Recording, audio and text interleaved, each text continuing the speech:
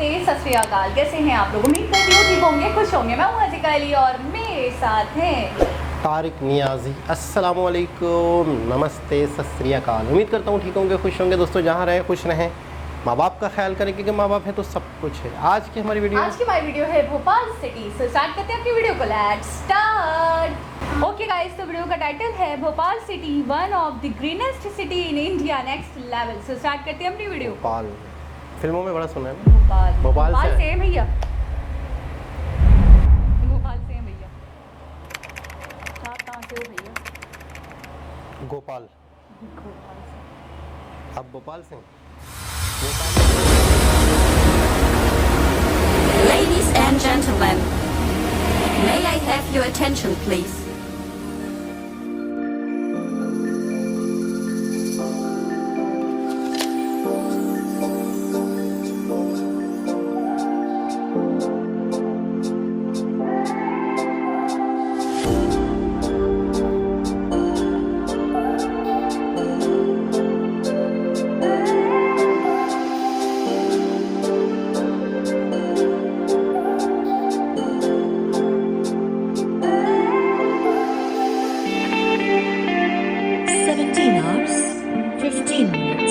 From platform number 1.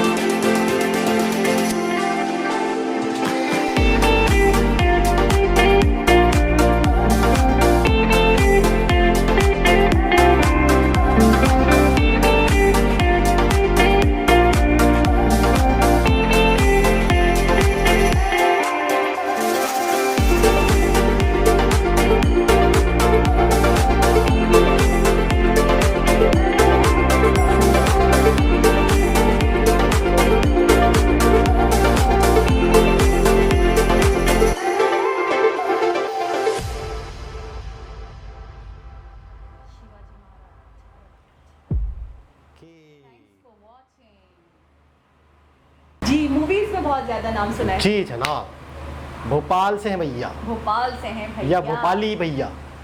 अच्छा, भोपाली। हाँ, भोपाल के रहने वालों को भोपाली कहते होंगे, है ना? हाँ बिल्कुल, ऐसा ही हो सकता है। जैसे नेपाल के रहने वालों को नेपाली। नेपाल एक अलग कंट्री है। कंट्री, आई नो, ये सिटी है। अच्छा, बहुत खूबसूरत लगा, बहुत साफ सुथरा लगा और greenest city. Greenest city and the city of the lakes. Lake, झीलों का दो झीलें हैं काफी बड़ी, बहुत सारी छोटी छोटी झीलें भी होंगी मे भी, लेकिन अभी दो का ही लेकिन जिक्र दो था। झीलें जो है बड़ी फेमस और बड़ी होंगी। सही। अच्छा, एक चीज़ है, जहाँ झीलें हैं तो वहाँ मीठा पानी बहुत होगा। हाँ, और साफ पानी बहुत ज़बरदस्त। शुद्ध। तो मैं कहता हूँ कि थोड़ा सा पानी कराची में आ जाए। पानी की कमी, बिजली की कमी, लाइट बना कम नहीं हो रहा। लाइट की नहीं, वहाँ से चीज़ मांगते हैं, ऐसे आ जाए, उड़ के आ जाए, ऐसे उड़ मेडिसिन दे दो, लड़ता तारी ना हो। तो भोपाल में रहने वाले लोगों को मैं समझता हूँ पीने के लिए साफ पानी की कोई ठीक कमी। है, वो आपको दे देंगे पानी। अच्छा। लेकिन एक शर्त है उनकी, हाँ, उनकी तरफ से मैं बात करूँगा। वो आपने जो हमसे मेडिसिन ली थी ना, उनके पैसे भिजवाएं। वो तो भैया जिन्होंने मेडिसिन ली थी वो सुनो तो सही ना। पहले आप उनसे अरे पूरी क्लियर करवाएं। देखिए, सबसे आप में सबसे बड़ी वीकनेस क्या है? आप सुनते नहीं हो। दलाइल से बात होती है। आपको मेडिसिन के पैसे चाहिए, कोई मसला नहीं, मैं देने को तैयार हाँ, हूँ। मसला ये है कि जिन्होंने मेडिसिन खाई वो मर गए हैं। अब क्या नहीं लिए, पूरी पूरी कंपनीज ने लिए, पूरी कंपनीज तो नहीं मर गई होंगी। वो नहीं, मेडिसिन खाने वाले मर गए हैं, बहुत उधार में सारे ली थी। लोग होते हैं। आप अच्छा, तो खैर। बच्चों वाली बात, तभी तो आपके दलाल सुनने काबिल नहीं होते। खैर बहरहाल सिटी बहुत खूबसूरत है बहुत ज़्यादा। और ग्रीन सिटी बहुत खूबसूरत लगा, साफ़ सुथरा लगा। मज़ीद ये अच्छा कहाँ का कैपिटल सिटी है? कैपिटल सिटी कहाँ? मध्य प्रदेश। मध्य प्रदेश। मध्य प्रदेश। मैंने सही से प्रोनाउंस सुना था, एक मिनट। मध्य प्रदेश। मध्य मध्य प्रदेश। प्रदेश। सही है, ठीक, याद मध्य रहेगा। प्रदेश, मध्य प्रदेश, मध्य बस प्रदेश। करें यार। अच्छा, इंडिया आधे से ज़्यादा, मेरे ख्याल में आधे से ज़्यादा क्या 75% ग्रीन है क्या? मुझे तो ज़्यादा 85 रख लें, 85-90% ही रख लें। मतलब सारा इंडिया ग्रीन है। मतलब कोई भी सिटी ऐसा नहीं है कि जिस सिटी के बारे में हमने ये सुना हो कि इस सिटी में ग्रीननेस नहीं है। अच्छा। हालांकि राजस्थान देखें, कोई कुछ राजस्थान का मतलब यही होता है थर वगैरह जो है हमारा, हाँ, रेतीला। रेगिस्तान। लेकिन उस राजस्थान के जो कुछ सिटी हैं वो भी ग्रीन वो है। भी ग्रीन है। अच्छा, पता नहीं आप भूल गए कि आपको याद है हमने दिल्ली टू मुंबई एक एक्सप्रेस वे की वीडियो देखी थी, काफ़ी लंबी वीडियो थी, बड़ी इंजॉय करी थी। तो उन्होंने उसमें हमें बताया था डिटेल्स में कि अभी एक्सप्रेस वे तैयार हो रहा है और जो हिस्से तैयार हो गए वहाँ पे प्लांट्स लगाए जा रहे हैं। तो मुझे ऐसा लगता है कि वो एक होता है ना कंपल्सरी एलिमेंट, ग्रीनरी इनका कंपल्सरी एलिमेंट है।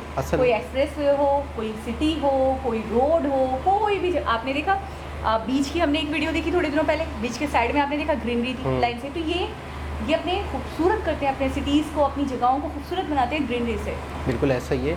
कुछ जगहों पे कुदरती ग्रीनरी होती है और जहाँ पर नहीं होती यहाँ पर वहाँ प्लांट लगाना शुरू करते हैं, सही। तो वहाँ पे ग्रीनरी हो जाती जहाँ है। पे होती है कुदरती, वो तो सोने पे सुहागा हो गया, क्योंकि उनको लगाने की ज़रूरत नहीं है। अच्छा, मैंने एक और चीज़ देखी है, कुदरती चीज़ों के अंदर ना ज़्यादा मतलब अपना इंटरफेयर नहीं करते, अमल दखल नहीं जाहिर करते। आपको याद है कि वो उससे ट्री की छालों से ही उनने पूरा रास्ता बना दिया था, पूरा ब्रिज बना दिया था, आपको याद होगा वो? बिल्कुल ऐसा ही है। तो वो सब मुझे देखकर ऐसा लगता है कि ये खुद पसंद करते हैं कि नेचुरली जो है, जो खूबसूरती है वो बरकरार रहे, उसके अंदर हम उसको छेड़े ना। और दूसरी चीज़ ये है कि लकड़ी की वजह से दरख्त काटे जाते हैं। ये एक बहुत बड़ा अलमिया है, नेचुरल एनवायरनमेंट को हम ख़राब कर रहे हैं। तो मेरे ख्याल में इस पर भी बहुत सारी पाबंदियाँ होंगी और लकड़ी को हासिल करने के लिए अलग एक सिस्टम होगा, इनका दरख्त लगाना। सही।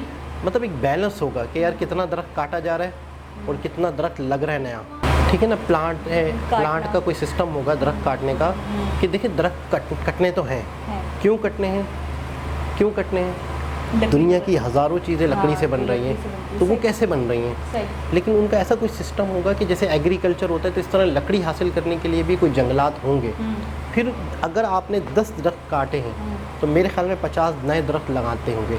अच्छा, ताकि वक्त के साथ साथ कमी ना हो जाए। अच्छा, आपको याद आता है हमने बैट की एक वीडियो देखी थी, तमिलनाडु था वो कौन सी? कश्मीर की। कश्मीर था ना, तो कश्मीर में उन्होंने बताया था उस दरख्त के बारे में जिससे वो बैट बनते थे, वो लकड़ी इतनी मजबूत और इतनी अच्छी होती है कि वो 100 साल में वो दरख्त ग्रो होता है। बिल्कुल। तो आपको क्या लगता है कि उन्होंने कोई सिस्टम, कोई एक साइकिल नहीं बनाया होगा इन चीज़ों को लेकर कि ऐसे थोड़ी अंधी में कि बस काटो? अब जो दरख्त 100 साल में उग रहा है या बन रहा है या पनप रहा है, तो उसकी नशो नुमा भी तो होनी है। 100 साल का अरसा एक लंबा तवील अरसा होता है, तो वो उसके लिए फिर उसी हिसाब से वो लेकर चलते होंगे चीज़ों को। अच्छा, हमारे वाला हिसाब किताब नहीं है कि दरख्त गिर गए तो कोई मसला नहीं है, लकड़ी की ज़रूरत है, तो पूरे दरख्त इलाका मकीन जो होते हैं ना, वो पूरे लंबे दरख्त काट देते, सिर्फ लकड़ियाँ चाहिए उनको जलाने के लिए, तो वो इसलिए दरख्त काट देते हैं। हालांकि मैंने एक पिक्चर देखी थी कि एक बहुत ही रेगिस्तान टाइप की जगह है, तो एक दरख्त है बीच में, तो एक सड़क जा रही है, आगे दरख्त है, तो सड़क ने यूं गोलाई मारी, दरख्त के आगे गई, फिर सीधी चली गई। यानी जहाँ दरख्त है वहाँ सड़क यूं हो गई। और हमारे यहाँ दरख्त काट के और सड़क को बिल्कुल लेवल कर देते हैं। दरख्त भी कहते हैं कि जानदार चीज़ें हैं, इनकी भी कदर करनी चाहिए। हमारे यहाँ तो मैं कहता हूँ लोगों को इतना शऊर शायद नहीं है, लेकिन भोपाल सिटी एक बहुत ही खूबसूरत लगा, बहुत अच्छा, नाइट व्यू भी बहुत अच्छे थे, लाइटिंग भी बहुत ज़बरदस्त थी। और भोपाल सिटी ऐसा है कि जिसका मैं कहता हूँ हमारे कानों में ना एक नाम गूंजता रहता था।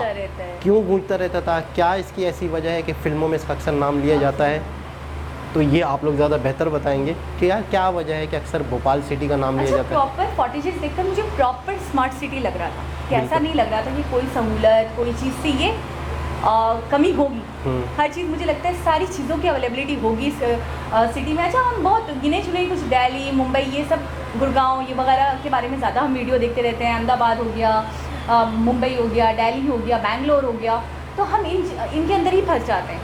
अच्छा, मैं ये सोच रही हूँ कि उनका हर सिटी ही अपने आप में एक यूनिक है, स्पेशल है और अपने आप में बहुत ऑर्गेनाइज्ड है।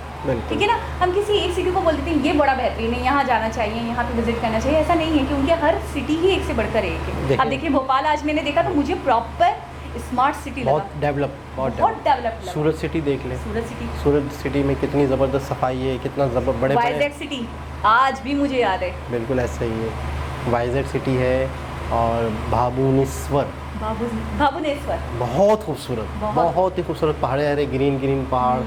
मतलब मैं परेशान हूँ, हैरान हूँ कि इंडिया इतना ग्रीन ही, सारा ग्रीन इंडिया यार, सारा ग्रीन इंडिया।